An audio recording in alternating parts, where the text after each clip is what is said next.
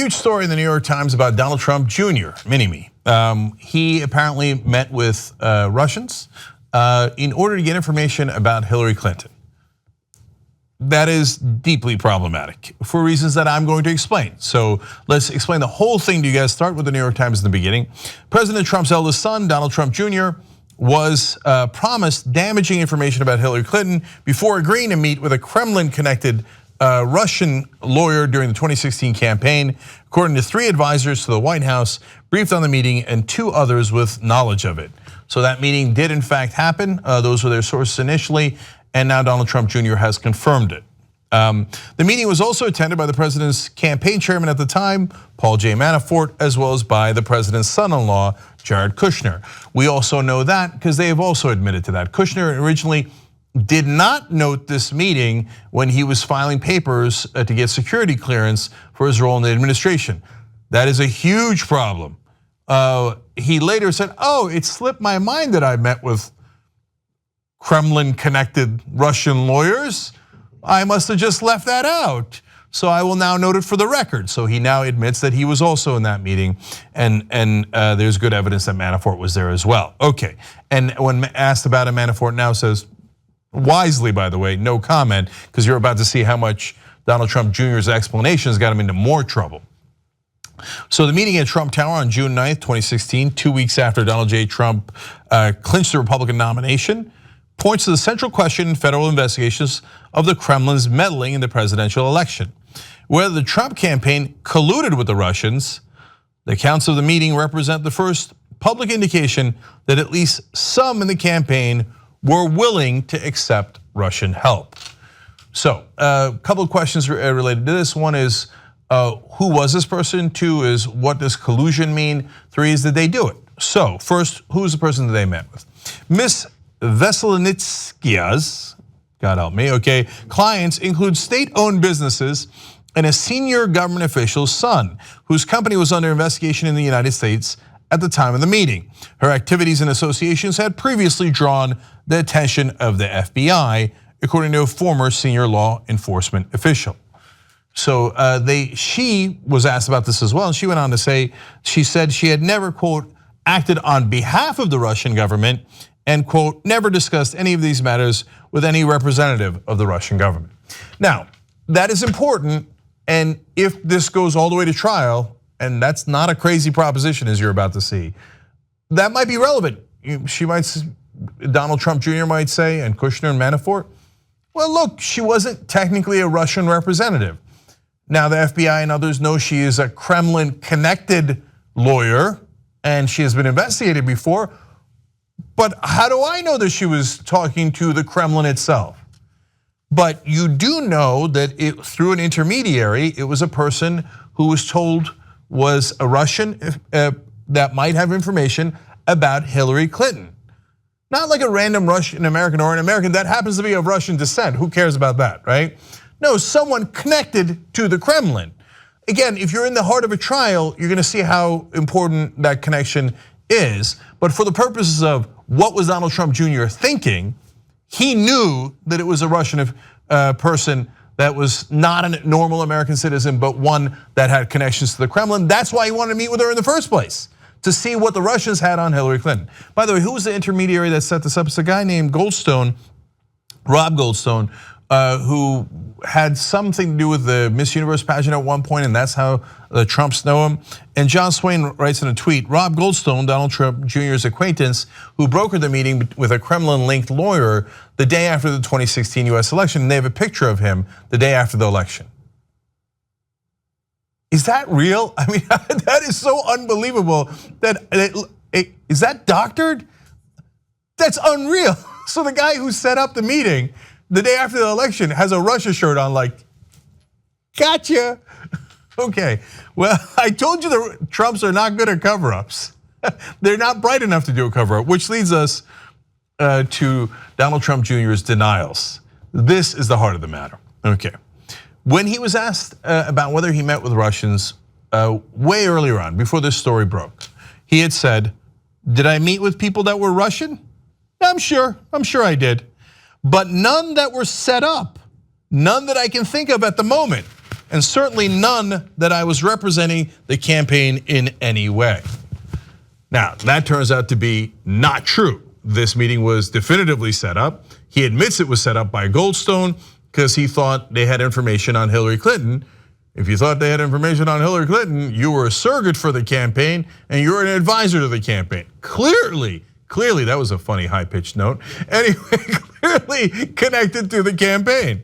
So now we go to a flashback of, again, before any of this story broke, when he was asked, Donald Trump Jr. was asked about Russian connections. He had said at the time, Don Jr., July 24th, 2016, on the Clinton campaign's claims that the Russians were helping Trump, it's disgusting, it's so phony.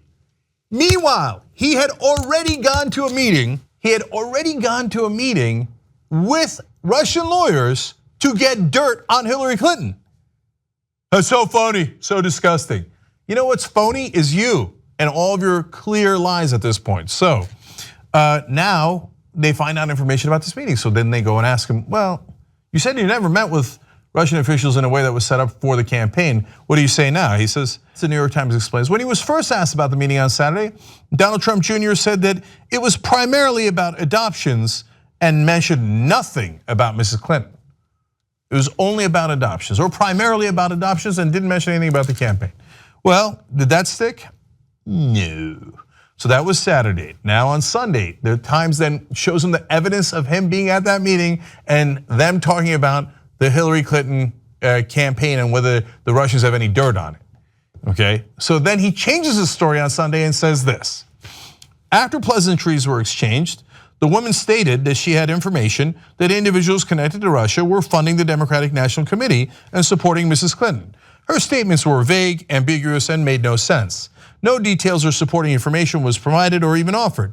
It quickly became clear that she had no meaningful information. Like father, like son. You schmuck. Why did you just admit that? One of the lawyers that was quoted in the press today said, my God, do these people not have any lawyers? Like, you understand what you just admitted? You admitted that you went to go get information about Hillary Clinton's campaign, which you had previously denied over and over again. Then the woman came in and had this nonsense story about how Hillary was working with the Russians. You knew that was nonsense. This party doesn't admit because you knew you were working with the Russians. Anyway, so leave that part out. So you go, well, she didn't have any meaningful information for me, and then she wanted to talk about adoption. So then we left. That means you just admitted you went to go get damaging information from Hillary Clinton from the Russians. How do you think the Russians would have gotten that information? Do you think Hillary Clinton's campaign would have been like, oh, Vladimir, remember those giant sanctions we put on you and the tough talk we've been doing? Nah, screw it, here, have our emails. No, you know they would have stolen it. The Russians couldn't have gotten it in a way. Look, in your trial, if there is one, you want to make the case that, hey, maybe the Russians could have just gotten it in a non-nefarious way. Maybe they had a buddy inside the Clinton campaign and they just wanted to share it, out of the goodness of their heart. The Clinton campaign said, here's all the dirt about us, Russia, and they didn't steal it. Make that case, brother. I'm looking forward to that case. But if you thought you were going to get stolen information that the Russians got about Clinton's campaign, you shouldn't have admitted it, you idiot. One more quote from Donald Trump Jr. here. He said, it became clear to me that this was the true agenda all along, that the claims of potentially helpful information were a pretext for the meeting. In other words, he's like, I thought we were gonna get dirt on Hillary that was stolen by the Russians. Instead, she wants to talk about some law about adoption in Russia. And he said, my dad's not the president yet, we don't care about that issue. So you were just you set up this meeting with a pretext of doing something illegal, and now you bring a legal issue to me about a policy that I don't care about. Why are you admitting this? God, they're so stupid. They're so dumb. Okay. Now, New York Times has to now explain. Political campaigns collect opposition research from many quarters, but rarely from sources linked to foreign governments. So that's very important, guys, because if you thought, well, hey, don't they dig up dirt on one another? Of course you're right, and that's not illegal. And there's a lot of stuff done during campaigns that might be ethically dubious, but is not illegal.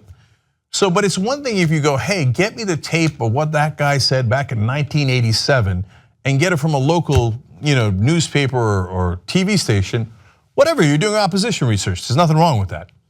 If you say, now let's go to the Russians or the Chinese or whoever else and see if they have stolen information on my opponent, yeah, that would be illegal. That's not within the normal parameters of what you're supposed to do. But again, Donald Trump Jr., knucklehead that he is, doesn't understand that, so he tweets, obviously I'm the first person on a campaign to ever take a meeting to hear info about an opponent. Went nowhere, but had to listen. Oh God, you're so dumb. You're so dumb.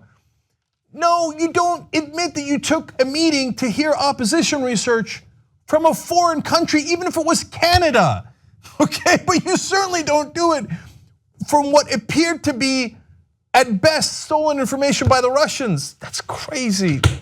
Okay, and the fact that he can't see that makes it even more startling. Okay. In his statement, now realizing, I'm in a lot of trouble. So he then says, in his statement, Donald Trump Jr. said he asked Mr. Manafort and Mr. Kushner to attend, but did not tell them what the meeting was about. So don't prosecute them as well. They're fine. Don't leave Jared Kushner alone, okay? Manafort's now kind of irrelevant because he was the campaign manager, and at the time, he was super relevant. He was the campaign manager of Trump when that meeting happened, okay? But now, Manafort. But Kushner, I didn't tell him what the meeting was about. And he makes this dumb claim about, well, I didn't even know her name when I decided to meet with her. One, I'm not sure that speaks well of you. Two, that does not mean that there's no conspiracy charge against you. There could still be a conspiracy charge, even if you don't know the person's name. That's not a legal excuse. For all the lawyers they have around them, apparently they never talk to them.